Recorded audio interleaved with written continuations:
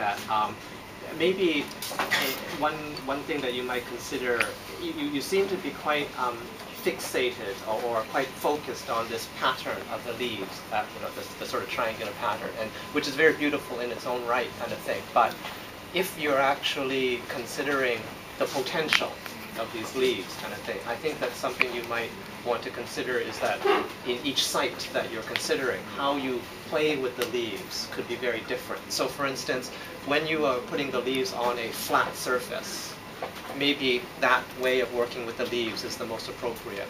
But if you are putting the leaves above, in a way, I still think that you're going to have a bit of difficulty with putting a 3 by 3 meter carpet and suspending it up with these bamboo at the four corners kind of thing. I don't think it's really going to have the effect that you have in your mind, unless you've actually done the full-scale mock-up and you can say that, no, it will be floating above us kind of thing. So you're likely going to get like big sag kind of thing. So maybe that's something that you could actually work with as a way to say, this is what the leaves are going to do.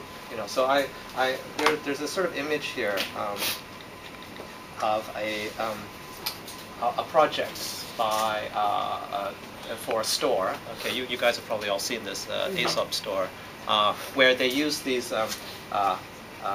coconut ropes, husks, that are actually hanging from the ceiling kind of thing. So maybe there's an idea about that if you want to have something above, rather than thinking to force it to be flat, because you kind of know that it will never be flat, why not work with the leaves in a way that's actually quite natural for the leaves to actually hang down kind of thing.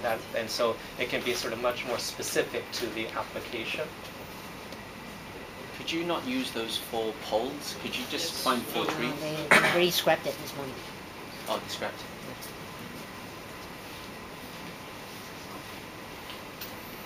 How do you engage people to audit?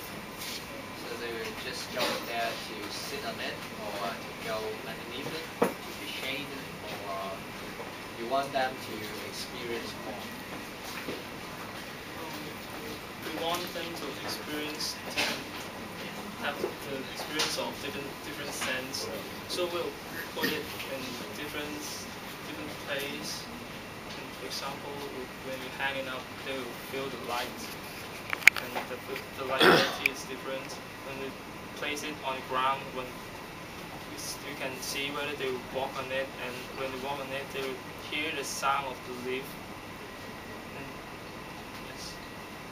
And when we place it on chairs, they can touch the leaves and feel the texture. So that these are the objects that you create, your group creates for people to appreciate and to feel and to touch. So what kind of impact or what kind of reflection that you want the people to have? So the nature in a city, the urban area, or what kind of message that you want people to know? We want to show it, to change because when the people think that the leaf is just a leaf, when they fall down as rubbish, and they will only appear as a single leaf, and on the ground maybe fields of it. But when we try to use the artificial way to tie them together and make a pattern on it, and to change the... So you want people to appreciate the possibilities. Is that right? But I would think you may need to think about something more extreme. Okay. Yes, it's something that people won't expect to see the leaf in that way, to be synthetic as a mesh or whatever, in a way that's like being manufactured in the factory.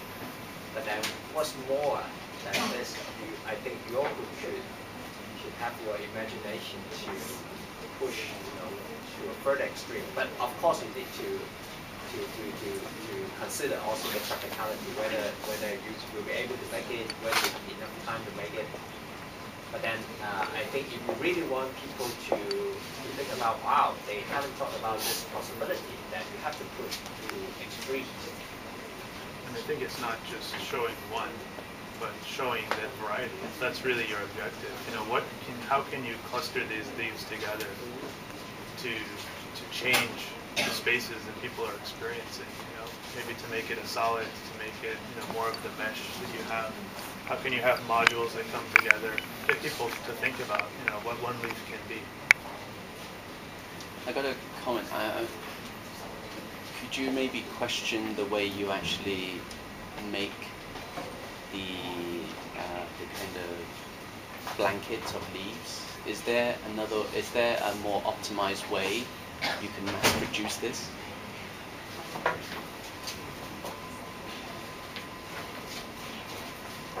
You haven't really shown the process of how you connect leaves together, but I think you should really be thinking on a manufacturing scale, that it's not just a few or one or two of you sticking things together. Maybe you need to set up an environment so that you can make this in kind of big quantities really quick.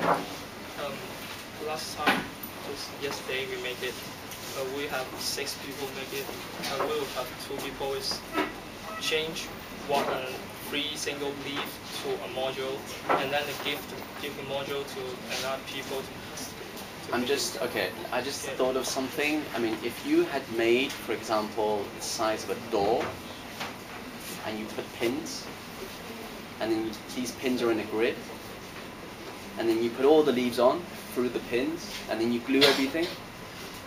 So you could make one panel, I think maybe in a few hours, which is the size of a door. You need to set up your kind of machine.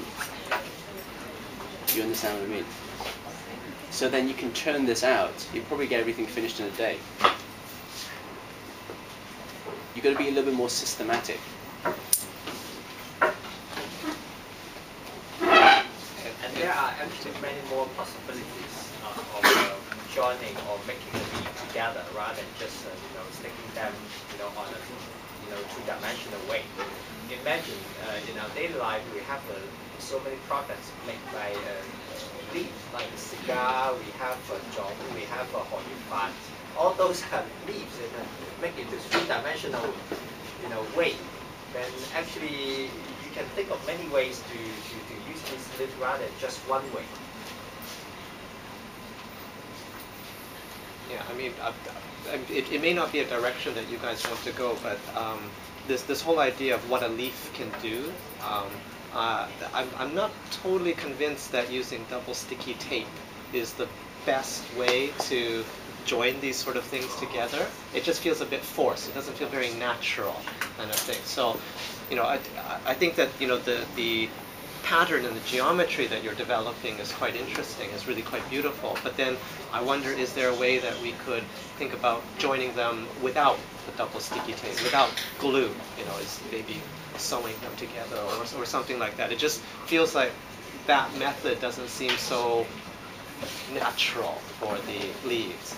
But maybe that's not a direction that you guys want to consider. But it's something for you guys to think about for other projects. No, but I think this is something that I've been stressing on from last time, and it hasn't been developed, because that's actually one of the major parts of this, if it is tectonic exercise. It's actually working with materials, working with how you join materials together such that it's strong enough. Like this net thing is completely false. If I have a net, I don't need the leaves. So you are now there using sticky tape and then plus stapling it together. I mean, it's still very. But I guess I totally agree with you. That if you can try stitching it together, but I think that with the time limit they have now, it's getting a little bit impossible. But at the very least, I would hope that at least this thing, it should stand. It should stand on its own. It shouldn't fall down or with all these glue things. So try to make it as neat as possible.